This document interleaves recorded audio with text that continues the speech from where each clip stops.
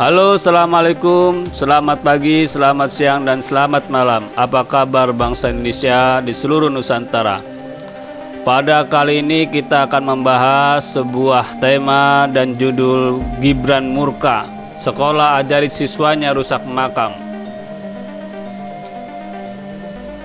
Kota Solo di balik kelebutan dan keramah tamahan warganya memang acap terusik dengan kelompok-kelompok intoleran dan radikal yang bersembunyi di balik karakter warga Solo yang terbuka. Dan kiranya tidak hanya di Solo, nyaris di semua daerah di Indonesia kiranya bertumbuh paham-paham yang merusak nilai-nilai kebinekaan. Diberitakan sebanyak 12 anak di bawah umur diduga telah melakukan perusakan makam di TPU Cemoro Kembar di Kampung Kenteng, Kelurahan Mojo, Pasar Kliwon, Surakarta. Informasinya perusakan tersebut dilakukan pada tanggal 16 Juni 2021 lalu. Anak-anak tersebut merupakan murid dari rumah belajar atau sekolah. Wali Kota Solo, Gibran Raka Buming Raka, menyayangkan adanya perusakan makam di TPU Cemoro Kembar di Kampung Kenteng, Kelurahan Mojo, Kecamatan Pasar Kliwon. Apalagi kasus perusakan tersebut melibatkan anak-anak di salah satu rumah belajar di kawasan tersebut. Gibran mengatakan ini merupakan bentuk intoleransi, apalagi telah melibatkan anak-anak. Gibran pun akan memproses masalah perusakan makam ini. Gibran mengatakan tutup saja sekolah, sudah tidak benar sekolahnya dan guru-gurunya. Nanti yang akan diproses hukum guru atau pengasuhnya. Kalau untuk anak-anaknya akan dilakukan pembinaan karena mereka masih berada di bawah umur. Memang tidak dapat dipungkiri jika Gibran naik pitam, karena kelompok ini seolah sedang menantang dan berani mencoreng mukanya. Jika benar sekolah tersebut mengajarkan paham-paham intoleran, sudah seharusnya ditutup. Dan bila perlu, para pengasuhnya dihukum karena memperalat anak-anak di bawah umur.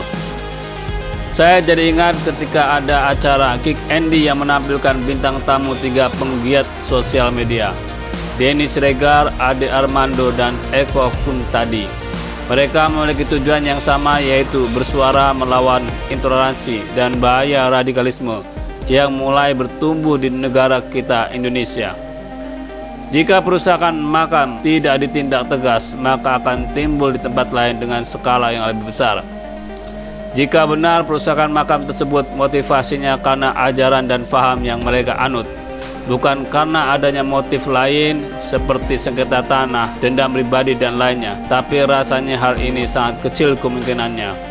Indonesia saat ini bersusah payah mengakomodasi kepentingan Islam moderat dan Islam berhaluan keras. Politik keseimbangan ini sekarang diuji kehadiran gerakan anti toleran yang dilabeli aliran Wahabi. Pekerjaan yang amat berat bagi para pemimpin di daerah maupun di pusat, dan saya pun belum tahu motif perusakan di Solo tersebut karena ajaran dari paham tertentu atau karena motif lain.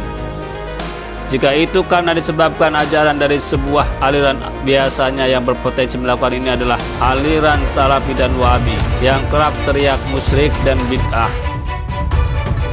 Kelompok-kelompok yang berlatar Salafi dan Wahabi terus melebarkan pengaruhnya ke berbagai lini di Indonesia, termasuk ke dunia pendidikan. Nah, kita bisa bayangkan jika sejak dini tak ada ruang bagi toleransi, tapi intoleransi yang justru mendominasi, bisa saling berkelahi antar sesama setiap hari, sangat mengerikan. Beruntungnya pemerintahan Jokowi sudah membubarkan HTI dan FPI, ormas yang menjadi tempat orang-orang beraliran keras. Hanya memang yang mereka hidup secara sporadis ini menyusup secara perlahan antar pribadi, kemudian mempengaruhi. Biasanya secara perlahan menguasai masjid-masjid di perkampungan yang tidak memiliki pengaruh kiai yang kuat di daerah setempat. Sudah pasti akan menjadi sasaran empuk. Lalu mereka akan menguasai anak-anak mereka. Nah, kira-kira bagaimana menurut Anda? Silahkan ketik kolom komentar di bawah dan jangan lupa subscribe channel ini. Terima kasih.